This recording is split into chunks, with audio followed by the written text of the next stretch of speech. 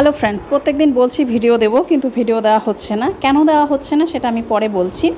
তার আগে আমি তোমাদের বলে দিই যে আজকে আমি যার নোটস রেডি করেছি সেটা হলো আমার জীবন স্মৃতি। তো তোমরা বলেছো যে এই পার্টগুলোর অতটা ডিটেলস স্টাডি তোমাদের দরকার নেই, মানে পার্টগুলোর আলোচনা তোমাদের দরকার নেই। কিন্তু আমার বক্তব্য হলো, যখন কেউ কোনো একটা পার্টকে খুব ভালো করে বুঝবে, প্রত্যেকটা লাইনের মানে বুঝবে, তখন তার কাছে সেই পাঠে যা প্রশ্নই আসুক না কেন, ছোট হোক বা বড় হোক, উত্তর দিতে তেমন কোনো অসুবিধা হয় না। বড় প্রশ্ন না হলে মুখস্থ করে করেই নিলে, কিন্তু ছোট প্রশ্ন যদি ভিতর থেকে খুঁটিয়ে খুঁটিয়ে করে, তাহলে কিন্তু কেউ যদি পাঠটাকে ভালো না পড়ে তাহলে সে উত্তর দিতে পারবে না। যার জন্য আমার ধারণা যে এই পাঠগুলো ডিটেলসটা তোমরা নিজেরা পড়ে নেবে, আর যদি তোমাদের বুঝতে অসুবিধা হয় আমাকে জানাবে। এবার চলে আসি যে আমার জীবন স্মৃতি পাঠটাতে কি বলতে চেয়েছে আমি একটু আলোচনা করেই নিই, না হলে উত্তরটা তোমাদেরকে ঠিক ভালো করে বুঝিয়ে উঠতে পারবো না। আমার জীবন স্মৃতি এই গল্পটা, এটা ঠিক গল্প বলা যায় না, এটা একটা পাঠ বা একটা রচনা। তো এই রচনাটা মানে আমার জীবন স্মৃতি এই পাঠটা লিখেছেন লক্ষ্মীনাথ বেজবরুয়া। তবে তোমরা সবাই জানো যে লক্ষ্মীনাথ বেজবরুয়া অসমীয়া ব্যক্তি, তিনি বাঙালি নন, তিনি বাংলায় লেখেননি, তিনি অসমীয়াতেই লিখেছিলেন। আর অসমীয়াতে এর নাম ছিল মোর জীবন সোয়ারণ। এবার এখানে একটা প্রশ্ন হচ্ছে যে আমার উচ্চারণটা ঠিক হলো কি না। আমি অসমীয়া জানি না, যার জন্য আমার উচ্চারণটা ভুল হলে তোমরা আমাকে মাফ করবে। তো মোর জীবন সোয়ারণ গ্রন্থটি লিখেছেন লক্ষ্মীনাথ বেজবরুয়া। এটা হলো একটা আত্মজীবনীমূলক গল্প। আত্মজীবনীমূলক গল্প হলো সেগুলো যেগুলোতে নিজের কাহিনী লেখা হয়, নিজেই নিজের কাহিনী লেখা হয়, সেটা হলো আত্মজীবনী। এবার এটা আমরা যে বাংলায় পড়ছি আমার জীবন স্মৃতি, এটা অনুবাদ করেছেন আরতি ঠাকুর। আরতি ঠাকুর লক্ষ্মীনাথ বেজবরুয়ার লেখা মোর জীবন সোয়ারণকে ট্রান্সলেট করেছেন বাংলায় এবং নাম দিয়েছেন আমার জীবন স্মৃতি। আর সেই আমার জীবন স্মৃতি থেকেই আমরা কিছুটা অংশ পাচ্ছি, কারণ আমার জীবন স্মৃতিতে ওনার ছোটোবেলা থেকে এবং অনেক বড় বয়স পর্যন্ত এক্সপিরিয়েন্স দেওয়া রয়েছে, কিন্তু সেখান থেকে কিছুটা অংশ আমাদেরকে তুলে দেওয়া হয়েছে আমার জীবন স্মৃতি এই পাঠটাতে।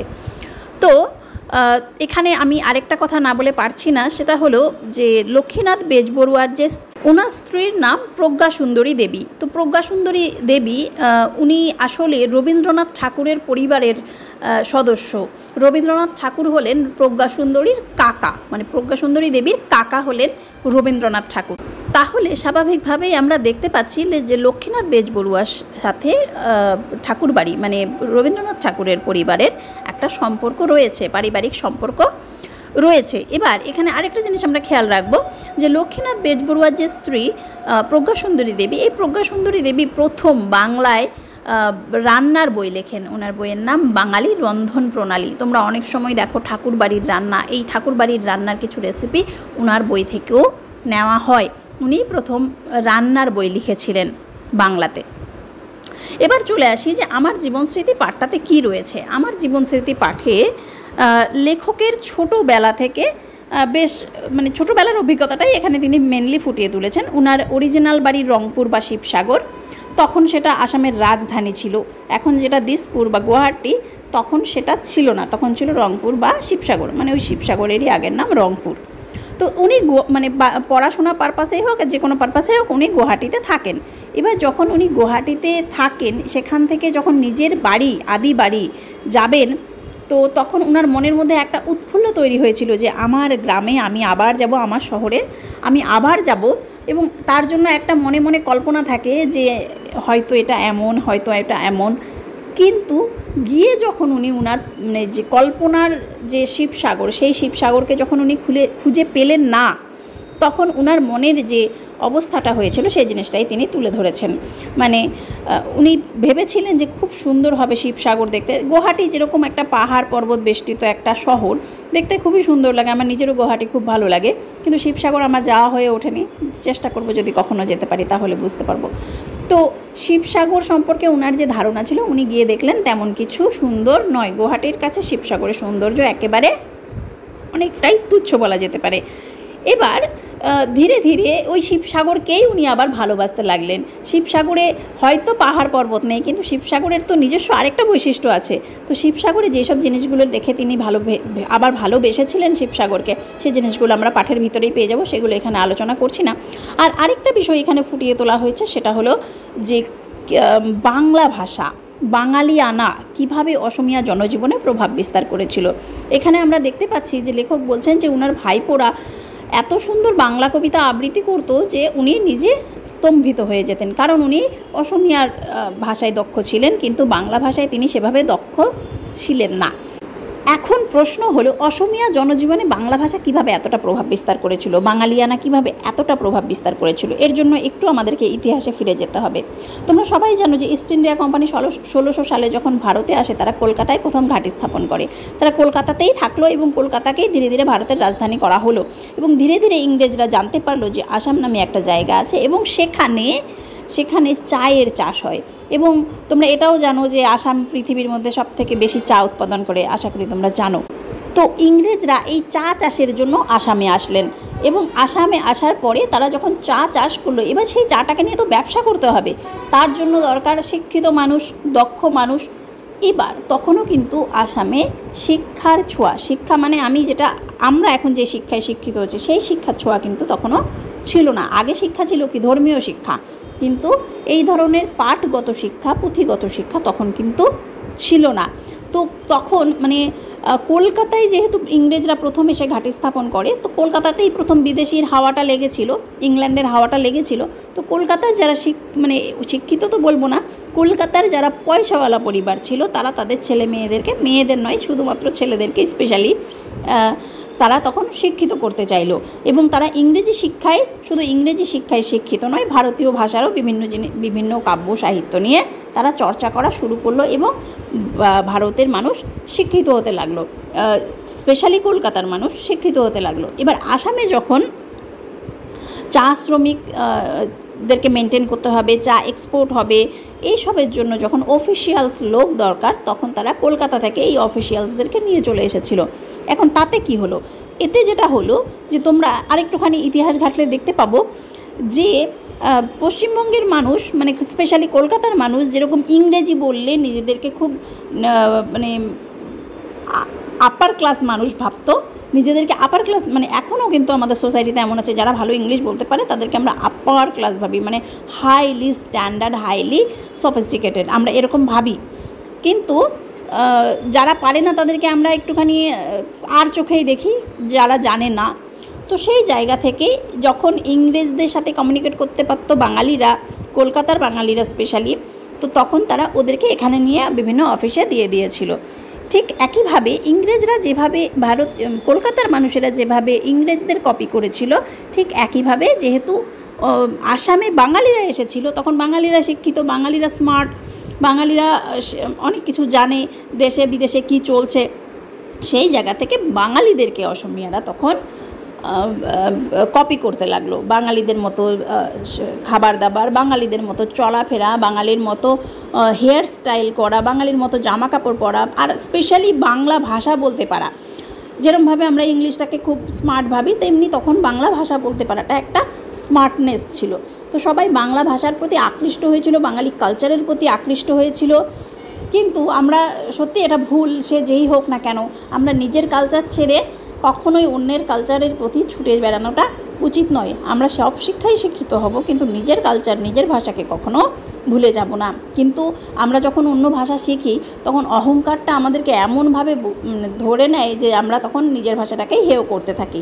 তো এখানেও ঠিক একই রকম হয়েছিল যে বাংলা ভাষাটা বাংলা ভাষা এবং বাঙালিয়ানা এমনভাবে প্রভাব বিস্তার করেছিল যে অসমিয়া যারা জানে তাদেরকে তুচ্ছ হিসাবে ধরা হচ্ছে। অসমিয়ায় তুমি হাজারো পণ্ডিত হও, কিন্তু বাংলা জানো না মানে you are not so smart, এরকম একটা বিষয় ছিল। তো চলো এরপরে আমরা প্রশ্ন নিয়ে আলোচনা করব, কিন্তু তার আগে আমি তোমাদের বলে দিই যে কেন আমার ভিডিও দিতে দেরি হয়। আমার তো একে তো আমি সময় পাই না, এটা তো পরিষ্কার কথা, কারণ আমি বাচ্চাকে লুকিয়ে লুকিয়ে ভিডিও করি। কখনও দেখা গেল যে আমি জাস্ট রেকর্ডিং করতে বসেছি আর উনি ভদ্রলোক ঘুম থেকে উঠে চলে এসেছেন, তখন আমাকে বন্ধ করে দিতে হয়। এগুলো সমস্যা যেমন রয়েছে, তার সাথে আরেকটা সমস্যা রয়েছে, আমাকে কিন্তু প্রতিনিয়ত বকা খেতে হচ্ছে এই ভেবে যে ভিডিওসে ভিউ হয় না, তুমি কিসের জন্য এত কষ্ট করে রাত দিন জেগে তুমি এগুলো ভিডিও বানাচ্ছ। আর তার থেকেও বড় কথা, আমি কিন্তু সাবজেক্ট আমার বাংলা না, যার জন্য আমাকে বাংলা পড়তে হয় রীতিমতো। তো বাংলা পড়ে আমাকে ভিডিও বানাতে হয়, যার জন্য আমাকে অনেকখানি পড়াশোনাও করতে হয়। কিন্তু তারপরেও আমি এত কষ্ট করে ভিডিও বানাচ্ছি যাতে করে আমার ভিডিও থেকে বা আমার নোটস থেকে যদি তোমাদের কারো ন্যূনতম সাহায্য হয়, তোমরা যদি কেউ ভালো নাম্বার পাও, তোমাদের জীবনটা যদি সুন্দর হয়, তাহলে এটা আমার ভালো লাগা, এটা আমার খুব ভালো লাগবে যদি তোমরা ভালো রেজাল্ট করো। তো তোমরা যখন কমেন্ট করো আমি এত পেয়েছি আমার খুব ভালো লাগে, কিন্তু হয়তো আমি সবার রিপ্লাই করতে পারি না, কারণ আমি ফোনটাই সারাদিনে কম, মানে ফোনের সাথে সময়টা আমি কমই কাটাই, সময় পাই না আমি ফোন নিয়ে বসার, যার জন্য আমি অত দেখতে পাই না বা রিপ্লাই করতে পারি না। কিন্তু ফ্রেন্ডস, তোমরা যদি ভিউজ না দাও তাহলে আমি কিভাবে ভিডিও করব। তো আমি এবার তোমাদের বলছি, আগামী ভিডিও আসবে, এই ভিডিওটা 1K ভিউ হওয়ার পর তোমরা 1K ভিউ করবে। তারপর কিভাবে করবে, তোমাদের বন্ধুদের কাছে শেয়ার করতে হবে, তোমাকে বারবার দেখতে হবে না, তোমার বন্ধুদেরকে শেয়ার করতে হবে। এখন তোমাদের মনের মধ্যে হয়তো বা প্রশ্ন আসে, আমার বন্ধুদেরকে যদি আমি শেয়ার করি তাহলে তো ও আমার মতো বেশি নাম্বার পেয়ে যাবে। কিন্তু ফ্রেন্ডস, একটা জিনিস তোমাদের বলি, যে আমি যখন আসামেও স্কুলে পড়াতাম বা এখনও আমি স্কুলে পড়াই, তো একই বই সবাই পড়ে, একই টিচারের কাছে সবাই পড়ে, কিন্তু তাও কেউ ভালো নাম্বার পায়, কেউ খারাপ নাম্বার পায়। কেন?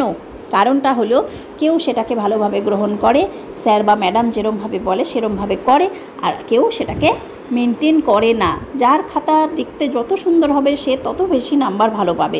আমি এটা সবসময় বলে আসছি যে লেখা সবসময় গোছানো হবে, কিন্তু কই সবাই তো লিখতো না। আমি নিজে স্কুলে 200 জন, ধরো আমি 200 জন ক্লাস 10-এর স্টুডেন্টকে পড়ালাম, কিন্তু 200 জন স্টুডেন্টের মধ্যে কখনো 15 জন, কখনো 10 জন বা কখনো 5 জনও লেটার পেয়েছে, এর থেকে বেশি পায়নি। কারণটা কি? কারণ তারা আমাকে গ্রহণ করেনি, আমি যেরমভাবে বলেছি তারা সেটা মেনটেন করেনি। তো এটাতে কিছু হয় না যে আমি কারোকে শেয়ার করলে সে আমার মতো ভালো নাম্বার পেয়ে যাবে, আর যদি পায় তাতেও বাকি। তোমরা প্লিজ শেয়ার করো, পরবর্তী ভিডিও আসবে 1K ভিউ হওয়ার পর। তো চলো ফ্রেন্ডস, আজ দেরি না করে আমরা আলোচনা করি না আমাদের প্রশ্ন উত্তরগুলো।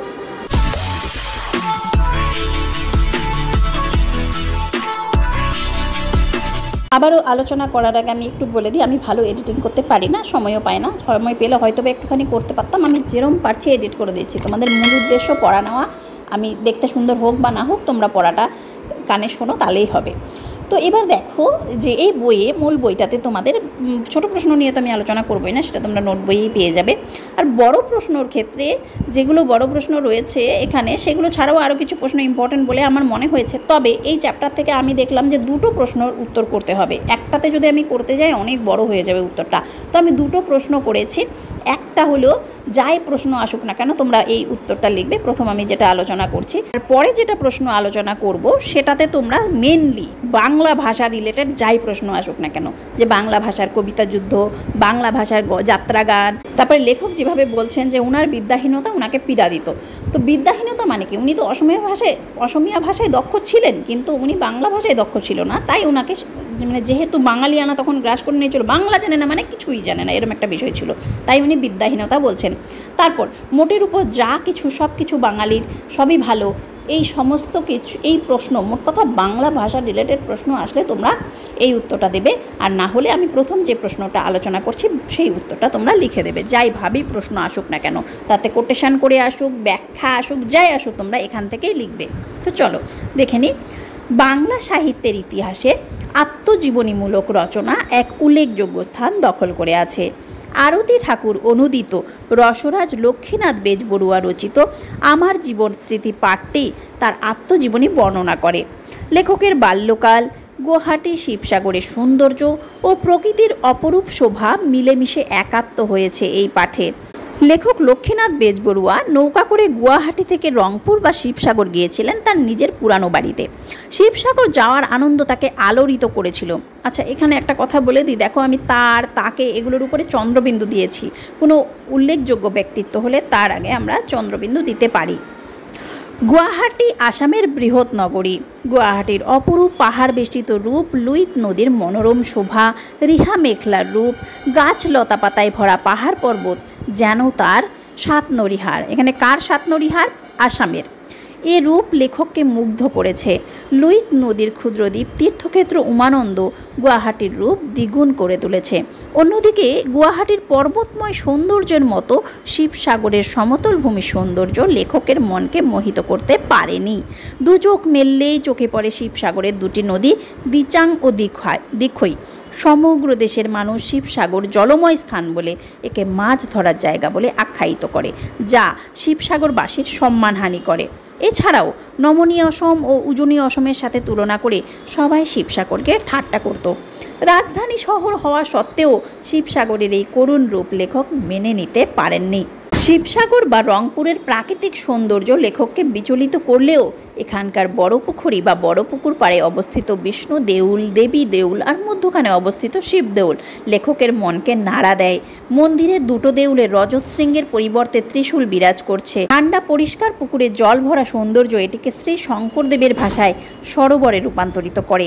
দীঘু নদীর প্রবল স্রোত, তার ওপারে রংঘর, কারেংঘর, তলাতলি ঘর, জয়সাগর দেউল ও বড় বড় পুকুর লেখকের মন ভরিয়ে দিয়েছিল, যার ফলে শিবসাগর পরিণত হয় আনন্দ সাগরে এবং রংপুর হয়ে ওঠে রঙের আলোয়। এরপরে আমরা আলোচনা করব পরের প্রশ্ন, যেখানে বাংলা ভাষা রিলেটেড যাই প্রশ্ন আসুক না কেন তোমরা এই উত্তরটা লিখবে। যেমন বাল্য বয়সে কবিতা যুদ্ধ, তৎকালীন সময়ে যাত্রা গান, আমার বিদ্যাহীনতা আমাকে ভীষণভাবে পীড়া দিতে থাকে, মোটের উপর যা কিছু বাঙালির তা সবই ভালো। এই সব প্রশ্নগুলো আসলে, মোট কথা বাংলা ভাষা রিলেটেড, বাঙালি রিলেটেড কোনো প্রশ্ন আসলেই তোমরা এই উত্তরটা লিখবে। লক্ষ্মীনাথ বেজবড়ুয়া রচিত আমার জীবন স্মৃতি পাঠে বাংলা ভাষা, সংস্কৃতি ও কৃষ্টি সুন্দরভাবে ফুটে উঠেছে। বাংলা গান, বাংলা ভাষা, বাঙালির মতো চুল কাটা, ধুতি পরা ফ্যাশনে পরিণত হয়েছিল। এমনকি অসমীয়া অঙ্কিয়া ভাওনার পরিবর্তে বাঙালি যাত্রা গান, বাংলা নাটক জনপ্রিয় হয়ে উঠেছিল। অসমীয়া জনজীবনে বাংলা ভাষা ও সংস্কৃতির প্রভাব বা জনপ্রিয়তা বোঝাতে গিয়ে লেখক তার বাল্য স্মৃতির আশ্রয় নেন। লেখক তার দুই ভাইপোর মতো বাংলা ভাষা ও সাহিত্য না জানায় নিজেকে নিয়ে বিচলিত ছিলেন। তারা বাংলা কবিতা আবৃত্তি করতে জানত, বইপত্র পড়তে পারত, বাংলা গানও গাইতে পারত। এমনকি তাদের টেবিলেও বাংলা বইপত্র থাকত। তাদের কবিতা আবৃত্তির কাছে লেখক প্রায়ই পরাজয় স্বীকার করে নিতেন। অসমীয়া সাহিত্যের জ্ঞানকে তারা তুচ্ছ মনে করতেন। তাই স্রোতের সাথে গা ভাসিয়ে লেখকও বাংলা ভাষা শিখে তার ভাইপোদের চুপ করিয়ে দিতে সক্ষম হয়েছিলেন। এই প্যারাটা রয়েছে যে মানে উনার যে কবিতা যুদ্ধ মেনলি সেই প্যারাটা। এরপরে যেটা আমরা আলোচনা করব, এই প্যারাটাতে রয়েছে মেনলি যাত্রা গানের বিষয়টা। তো কখনো যদি কবিতা যুদ্ধ আসে, যাত্রা গানের বিষয়টা না আসে, তাহলে তোমরা এটাকে ছোট করেও নিতে পারো। আবার যদি কবিতা যুদ্ধ না আসে, যাত্রা গান আসে, তাহলেও তোমরা যাত্রা গানের প্যারাটা দিয়ে কবিতা যুদ্ধের প্যারাটা বাদ দিলেও দিতে পারো। আর যদি সময় পাও তাহলে পুরোটাই লিখে দেবে। আর বাংলা ভাষা রিলেটেড কিছু আসলে তাহলে সবটাই দেবে। তৎকালীন সময়ে অসমীয়া জনজীবনে বাংলা ভাষা ও গান এতটাই প্রভাব বিস্তার করেছিল যে ভুল বাংলা বলা বা অশুদ্ধ বাংলায় নাটক রচনাও দর্শককে খুশি করত। তিথিরাম বায়নের যাত্রা গান রাধার মান ভঞ্জনের পালা শিবসাগরে খুব জনপ্রিয় হয়েছিল। বঙ্গদেশে প্রচলিত এই যাত্রা গান মূলত পাশ্চাত্য সংস্কৃতির থেকেই প্রভাবিত হলেও অসমীয়া জনজীবনে তা প্রভাব বিস্তার করে। কলকাতার অনুকরণে অসমীয় রঙ্গমঞ্চ, নাট্যমঞ্চ গড়ে উঠতে থাকে। এমনকি সত্রের মহন্তরাও অশুদ্ধ বাংলা ভাষায় নাটক রচনা করে লোক সমাজে তা প্রদর্শন করে গর্বিত হতেন। দর্শকগণও এই ভুল ভ্রান্তি পাত্তা না দিয়ে উপভোগ করতেন সানন্দে। অর্থাৎ অসমীয়া জনজীবনে যা কিছু বাংলা এবং যা কিছু বাঙালির তা সবই গ্রহণযোগ্যতা পেল বহুলভাবে। তো এখানে আমরা দুটো প্রশ্নের মাধ্যমে এই চ্যাপ্টারটাকে শেষ করার চেষ্টা করেছি। পরে তোমরা কোন চ্যাপ্টার চাচ্ছ সেটাও বলবে। তবে ফ্রেন্ডস 1K ভিউ হবে, তারপর আমি পরবর্তী ভিডিও দেবো। না হলে আমাকে লজ্জা পেতে হচ্ছে। আমি কাউকে বলতে পারি না আমি একটা ইউটিউব চ্যানেল চালাই, কারণ কেউ যদি আমার চ্যানেলটা খোলে তাহলে দেখবে যে 200টা ভিউ, 300টা ভিউ, 10টা ভিউ, 25টা ভিউ। আমার লজ্জা লাগে। তো তোমরা আগে ভিউজ করো, তারপর আমি খেটে নোট বানাবো। ওকে, সবাই ভালো থাকো, সুস্থ থাকো, আর মন দিয়ে পড়াশোনা করো। ধন্যবাদ।